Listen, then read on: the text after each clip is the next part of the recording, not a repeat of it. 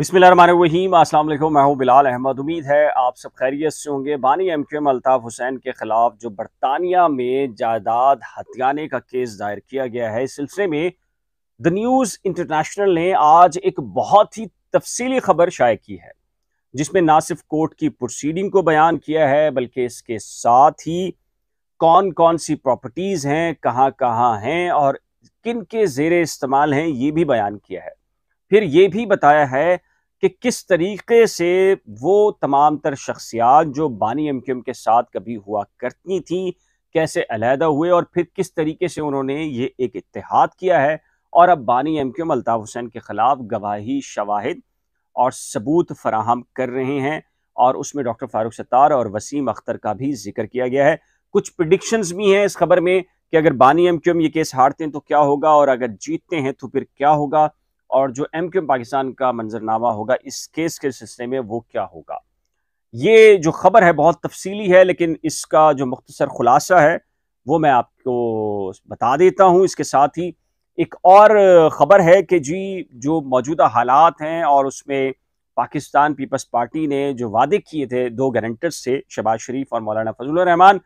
उसके बावजूद जो वादे निभाए हैं नहीं नहीं निभाए वो आप बेहतर समझते हैं। कल एक मुलाकात हुई है आसिफ अली जरदारी साहब की एमक्यूएम के एक वफ्द से, और उसमें जो खबरें शाये हुई हैं वो ये है कि जी पाकिस्तान पीपल्स पार्टी से एमक्यूएम पाकिस्तान ने ये कहा है, यकीन दहानी कराई है कि हम हर मुमकिन कोशिश करेंगे आपके साथ चलने की और ताउन करने की। क्या टर्म्स एंड कंडीशन तय की गई हैं इस पर भी बात करेंगे आपसे, लेकिन सबसे पहले बात करते हैं जी बानी एमक्यूएम का केस। बहुत सारे लोग इस केस को सुनना चाहते हैं, हर किस्म की हर नौयत की इंफॉर्मेशन को जानना चाहते हैं, और मेरी पूरी कोशिश है कि मैं वो तमाम तर मालूमात जो इस केस से हैं वो आप तक पहुंचाऊं। तो द न्यूज़ इंटरनेशनल जो कि जंग ग्रुप का इंग्लिश अखबार है, इसने बहुत तफसील के साथ जो खबर शाये की है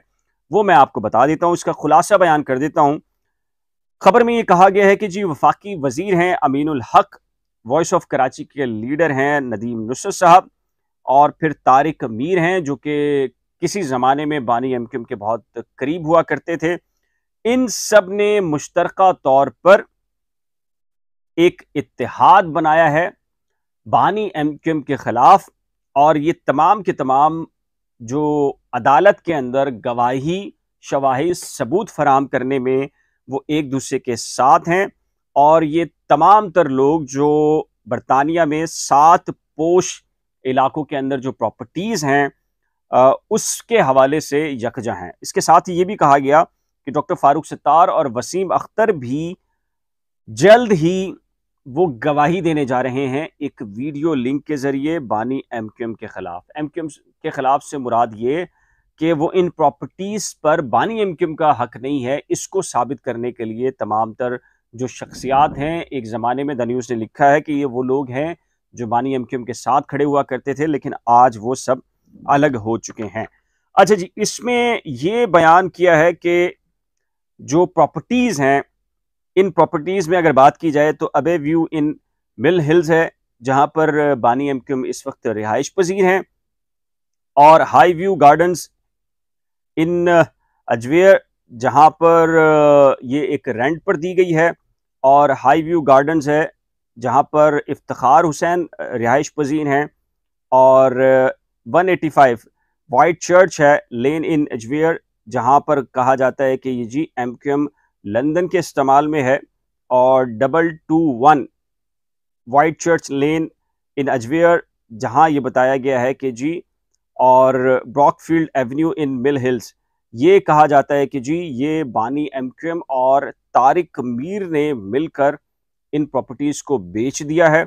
और इसी यही वजह से जो क्लेम किया गया है वो ये भी कहा गया है कि अगर ये प्रॉपर्टीज़ बेची गई हैं तो फिर इनसे जो हासिल होने वाली रकम थी वो कहाँ पर है, कहाँ खर्च की गई है, उसकी तफसीलात भी बयान की जाएं। इसके साथ ही जो फर्स्ट फ्लोर है एलिजाबेथ हाउस इन अजवेयर, और ये कहा जाता है कि यहाँ पर एमक्यूएम का इंटरनेशनल जो ऑफिस है, सेक्रेटरीट बनाया गया है। इस हवाले से भी ये चीज़ें बयान की गई हैं। अच्छा जी, अब अमीनुल हक साहब के बारे में ये कहा गया है इस खबर में कि ये केस जो दायर किया गया था, अब इसमें ऐसी दिलचस्प सूरत हाल भी है कि ये केस दाखिल किया गया था बानी एमक्यूएम अल्ताफ हुसैन के खिलाफ और उनके भाई इकबाल हुसैन के खिलाफ, तारिक मीर के खिलाफ, मोहम्मद अनवर के खिलाफ, इफ्तिखार, कासिम अली रजा और यूरो प्रॉपर्टी डेवलपमेंट्स लिमिटेड के खिलाफ। लेकिन ये बताया गया है कि जी मोहम्मद अनवर साहब जो है उनका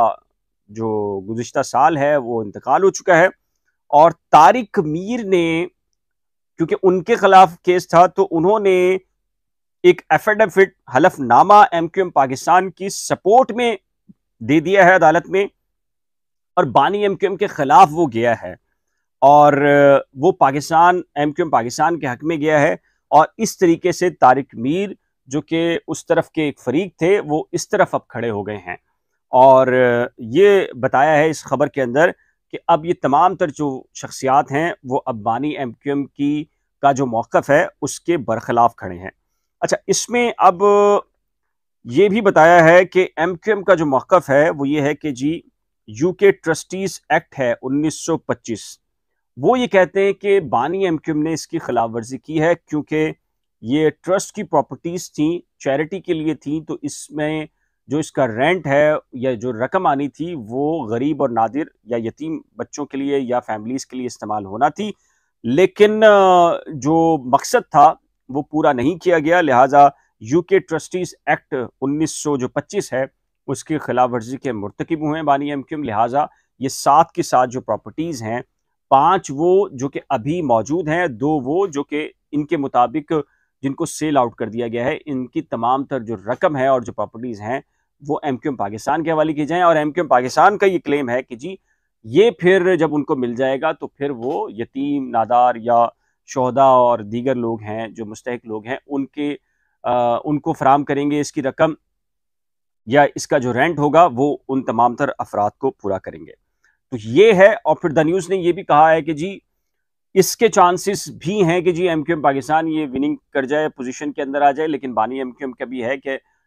तय ये होना है कि कौन सा फरीक अदालत में किस तरीके से अपने केस को रखता है और साबित करने की कोशिश करता है। यकीनी तौर पर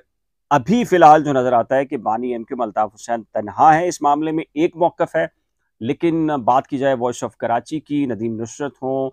तारिक मीर हों, यहाँ से फिर एमक्यूएम पूरी पाकिस्तान है, वसीम अख्तर, अमीनुल हक हैं। फिर अमीनुल हक का मतलब तो ये है कि पूरी फेडरल गवर्नमेंट भी साथ में है, शहबाज शरीफ प्राइम मिनिस्टर पाकिस्तान है और वो उन कैबिनेट का हिस्सा है। तो इस तरीके से सारा के सारा जो माहौल है फ़िलहाल बानी एमक्यूएम के खिलाफ नज़र आता है। अब दूसरी जो खबर है वो ज़ाहिर है कि बड़ी दिलचस्प इसलिए है कि पहले खबर आई कि एमक्यूएम बाइकाट करने जा रही है बल्दियाती इंतखाबात का,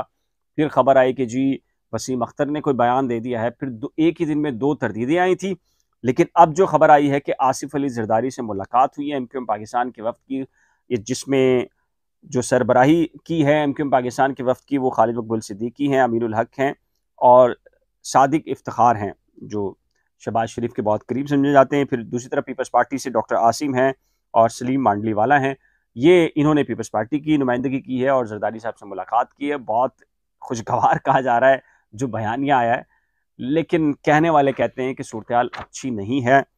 जो वादे माज़ी की हुकूमतों में पीपल्स पार्टी करती रही है एमक्यूएम के साथ और फिर जो हाल करती रही है, अब भी वही हुआ है। हालाँकि ये बहुत अच्छा मौका है,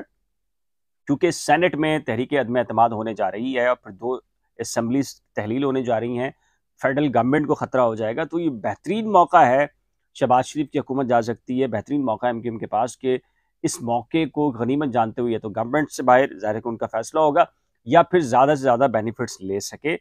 लेकिन ज़ाहिर है कि फ़ैसला एमक्यूएम पाकिस्तान ने करना है। इस सिलसिले में आपकी राय क्या है? अपनी कीमती राय का इज़हार नीचे दिए गए कमेंट सेक्शन में ज़रूर तय कीजिएगा। एक नए व्लॉग के साथ जल्द मिलेंगे, लेकिन जाने से पहले रिक्वेस्ट है कि अगर आपने करंट अफेयर्स विद बिलाल और नई खोज को अभी तक सब्सक्राइब नहीं किया, तो बराह करम सब्सक्राइब, वीडियो को शेयर, लाइक और बेल आइकन को लाज़मी प्रेस कीजिएगा। खुदा हाफ़िज़।